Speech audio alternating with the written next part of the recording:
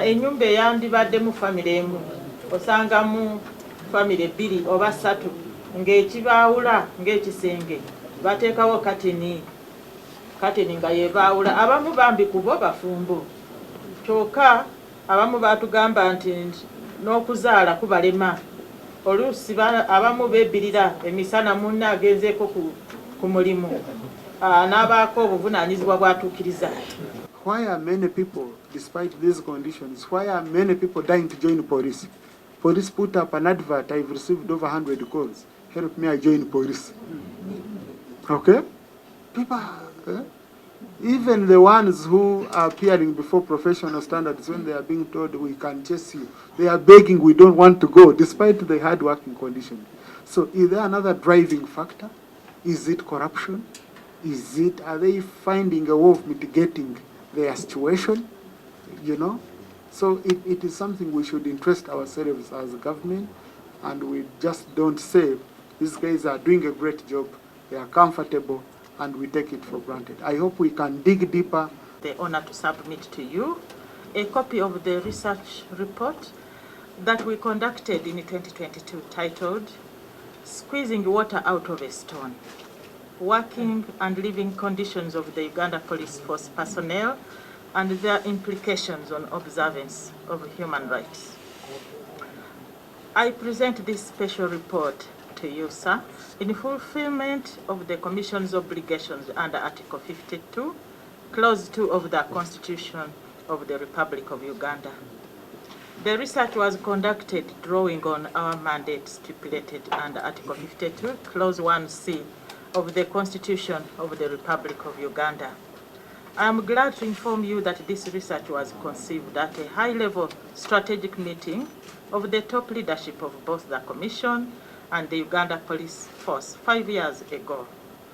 It was one of the proposed interventions to provide the required evidence for answering the nagging questions of why breaches of human rights standards were persisting among police personnel, despite the numerous actions taken to improve their appreciation of and compliance with their human rights obligations. This research was conducted with the full cooperation and collaboration of the Uganda Police Force. And as evidence of their full cooperation, right, Honorable Speaker, this report is signed by, among others, by the Inspector General of Police, Mr. Martin Ochola. So this document is not just ours, but also based on the constitutional mandate of the Uganda Police Force under Article 212 and its obligations to respect, uphold, and promote human rights and freedoms in the performance of its functions as enshrined under Article 20 and 221 of the Constitution. It was proposed on the backdrop of persistent breaches of human rights standards by police personnel, the rights of the Uganda Police Force personnel themselves, which were not effectively observed, and the likelihood of this causing them to hurt others, and the dynamic legal framework that had increasingly assigned individual liability for violation of human rights. Compensation to victims of human rights violations by the government, the police force, and the individuals diverts resources from service delivery and development initiatives. The research sought to establish whether police working and living conditions were a catalyst for human rights violations. Right, Honorable Speaker, the findings and their human rights implications were profoundly eye-opening. In view of that, the Commission made general and specific recommendations for improving the observance of human rights in the Uganda Police Force, as detailed in this report. It is therefore our prayer that all duty bearers to whom recommendations were made act on them expeditiously so that the observance of human rights can be enhanced. In the same breath, we call upon the rights holders to be more vigilant in fulfilling their duties and responsibilities. I now wish to draw your attention to a few highlights of the report. The research found that generally, the living and working conditions of the Uganda Police Force personnel were wanting, and in some cases it was extreme and unimaginable. The situation of housing or accommodation in the force was dire, with institutional accommodation largely dilapidated, comprising shared rooms partitioned by either curtains or makeshift boards. Right Honorable Speaker, some of them told us that it was hard for them to get children because of these situations. They reside in condemned structures and unipods unfit for human habitation. And this report contains a few pictures we took during the study. Junior personnel were the most disadvantaged in terms of acquiring decent housing, as they were often displaced from institutional accommodation by their bosses. Some personnel opted to live in their own homes or voluntarily rent outside institutional accommodation. By these first concerns about their personal security outside the barracks, as well as affordability of decent housing. Many live between 3 to 8 kilometers away from their workstations, while 3% live between 8 to 14 kilometers away from their stations. The force does not facilitate their staff with organized transport to and from work, yet they are on call 24/7. The linkage between the living and working conditions of the police force personnel and their observance of human rights of others came out evidently. This explains the choice of our title, Squeezing Water Out of a Stone, which implies that police personnel are giving a lot more than they are receiving, and in some instances, it is amazing how, in their given conditions, they can still manage to provide any service. Most personnel have some office space, but which is largely insufficient, in poor condition, and indecent. Most police stations and posts lack designated space for fulfilling particular functions. Imagine a situation where you have to interview a suspect or a witness in the presence of others. They fear they may get to speak out. Equipment, tools, and even cells that a standard police unit should have. This directly and vicariously affected the quality of service and, in fact, the observance of human rights. This research found a general shortage of a whole range of office supplies, including uniforms. And in some cases where they have uniforms, there is other gear which they should wear, like jackets, thick jackets, especially those deployed in very cold places. In some cases, irregularities marred the provision of supplies. Meals on duty are very scarce, and so are the food rations. Most police posts and police stations get insufficient interest, ranging between Uganda shillings 300,000 to 2 million per quarter. Office equipment, including firearms, were either not readily available or insufficient, and in some cases, their functionality was not reliable.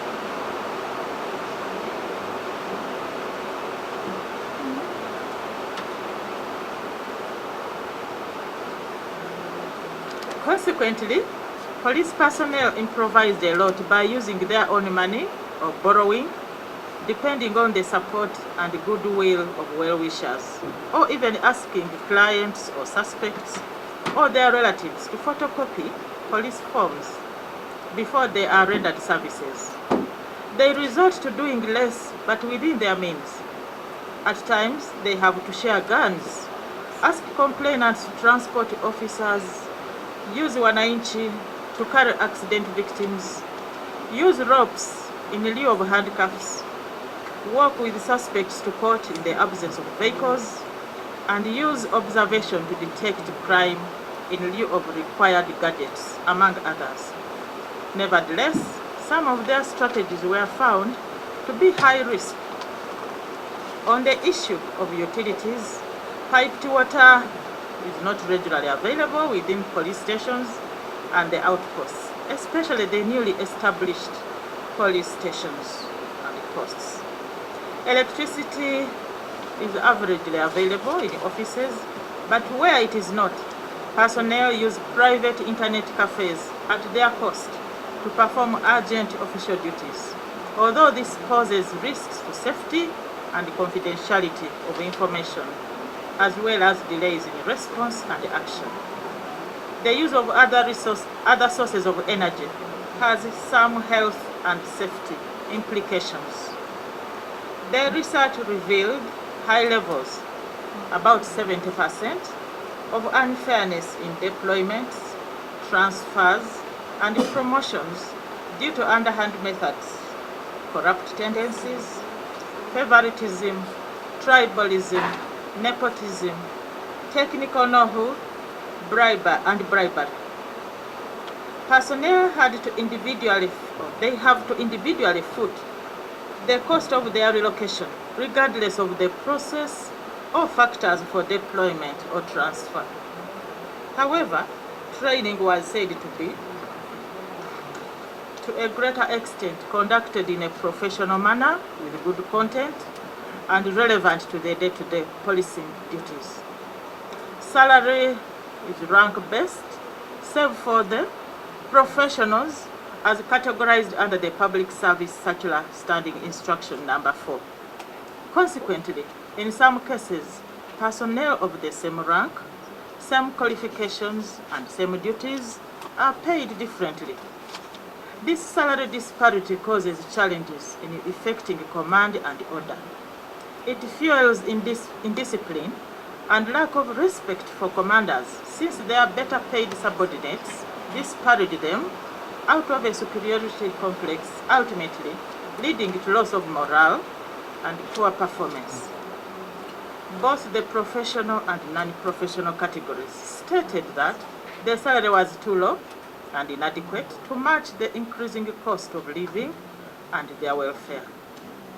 They observed that salary should have been based on workload and rank to ensure that the difference does not demotivate them.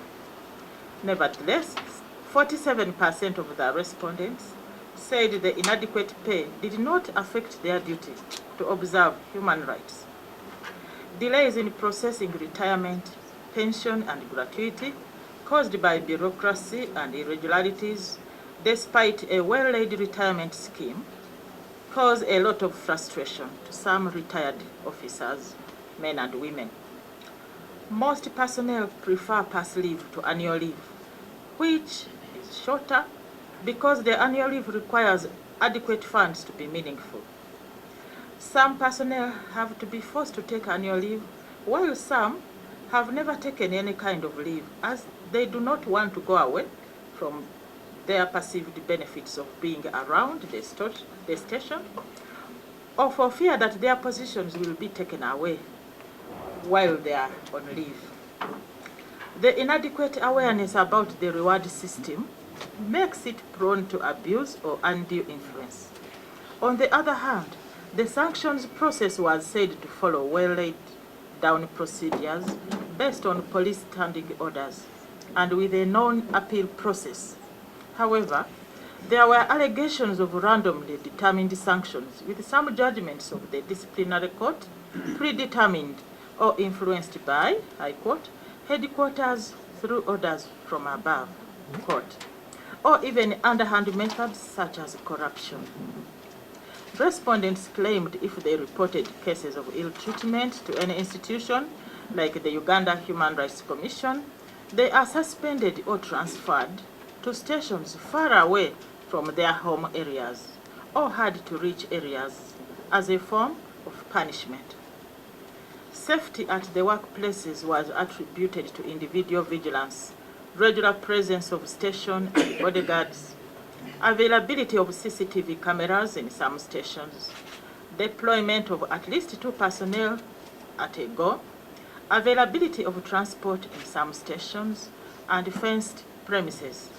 However, 19% felt unsafe due to lack of fenced premises, inadequate manpower, and lack of CCTV cameras, lack of intermittent electricity, and long distances between the personnel's place of residence and workplace, but also between places of deployment and police stations in the absence of official transport. Specific circumstances of insecurity cited included Karamoja region because of armed cattle rustlers, yet some stations were manned by very few personnel.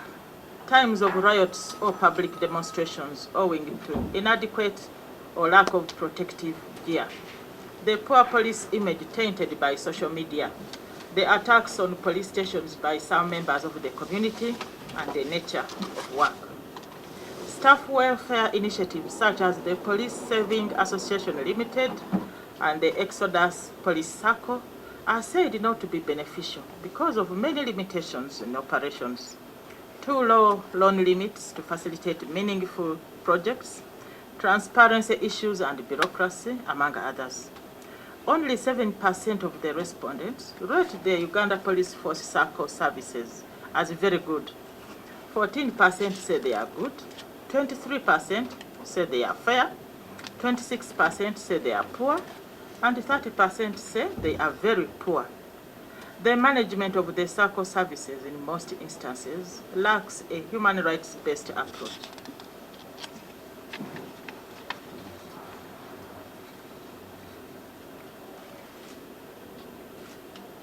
The Uganda Police Force Medical Scheme is not well known by the personnel who complain that they have to queue for services like any other patients, yet they are required to be on call 24/7. Referrals to government hospitals are affected by lack of transport to reach them, lack of medicine in those hospitals, alleged nepotism and corruption, and the cumbersome processes for claiming refunds. According decent burial to a police officer, policeman or woman, is also said to be discriminatory, favoring senior personnel and those at the head office, which is demoralizing.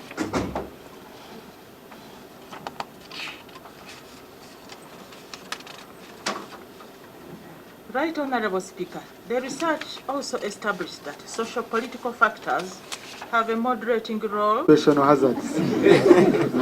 Yeah. Thank you. I want to thank the Uganda Human Rights Commission for fulfilling your mandate and bringing out these very critical issues in society.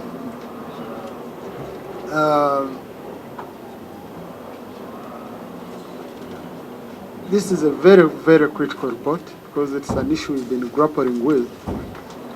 And I don't know whether it was influenced by Honorable Simewe, former police officer.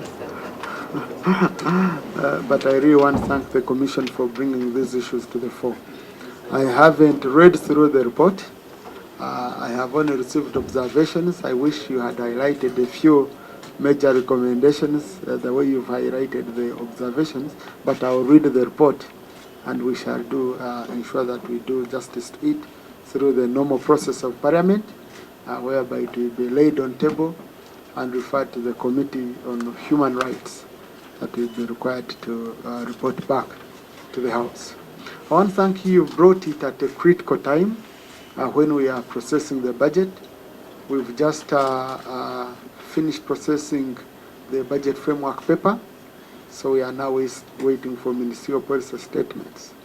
I know the police force has a budget sitting in the MTF of 841 billion Uganda shillings against a proposed budget on their side of 3.1 trillion.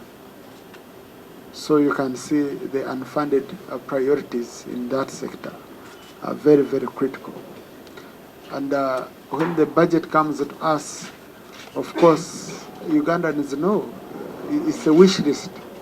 because when you're looking at a tax to GDP ratio of 14%, and we do have a discretionary budget out of a budget of around 52 trillion, this coming financial year, discretionary budget will be around 22 trillion. That's where we shall need to get schools, we need roads, we get hospitals, we get for police, we get defense and all that. So as Parliament, we shall sit down and scrutinize deeply, as the rest are statutory obligations. So, but like issues of pension and all that, those are easily covered because they are statutory obligations.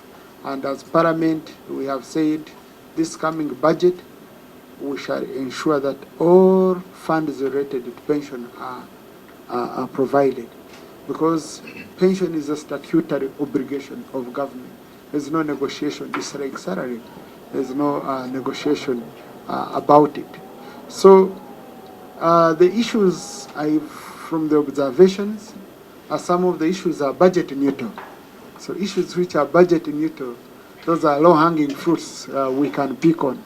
They are to do with the administration, with the policy changes and all that. But the ones to do with financing is where we are facing a huge challenge. But if we are to reform the justice law and order sector and reform the criminal justice system in this country, we can't do it just by appointing more judges the way we were doing, because the judges need to be served. At first we appointed the judges, but there was a gap of prosecutors. So now we have looked at prosecutors, and we have provided, last financial year, we exempted their salaries from taxes, so which was a very big boost to the prosecution side. But now we need to look at the investigation side, because the prosecutor depends on the investigator. The judge depends on the prosecutor. So if you are to do a whole ecosystem of a well-run criminal justice system, justice law and order system, then we have to ensure we don't have mismatches, whereby one sector is deeply looked at and the other sector is not looked at. So we are going to go and scrutinize deeply all these. The commission will be, I'm very sure you will come in and explain further. You highlight most of these things in the committee so that we can give due justice to the report. I know government has tried with the challenge they have, a few measures that were put in place. For example, on the housing sector, we were encouraging our security forces on having even their own homes, because one day you retire and the government won't give you a home. That's why the government put up a scheme of duty-free items, focusing mainly on iron sheets and cement, duty-free. Those who are able to come in and be able to acquire them. But that's not enough, because if you're putting someone in Kataku, if you're putting someone in Mitoma, then you need to provide them accommodation. And also in some cases, I want to appreciate our population, which is willing. For example, I know in my area, people have been contributing funds to build police stations. Now, that means the value we put onto this institution is a very, very great value as businesses, as individuals. And I want to take this opportunity to greatly thank our forces, our police forces, our army, all of them for working tremendously, keeping our country safe, ensuring law and order despite having unfavorable conditions. They persevered. And this is what it takes. That's why the spirit of nationalism, the spirit of patriotism comes in there. That doesn't mean they shouldn't be demanding for these services. No, they should be demanding for them. But I really want to thank them. No one has stopped work because they don't have housing. But now we have to go and study. What is the impact, the way you've done it under Uganda Human Rights Commission? What is the impact of this silence? Are they finding other means? why are many people, despite these conditions, why are many people dying to join police? Police put up an advert, I've received over 100 calls. Help me, I join police. Okay? People, even the ones who are appearing before professional standards, when they are being told we can chase you, they are begging we don't want to go, despite the hard working condition. So is there another driving factor? Is it corruption? Are they finding a way of mitigating their situation? You know? So it is something we should interest ourselves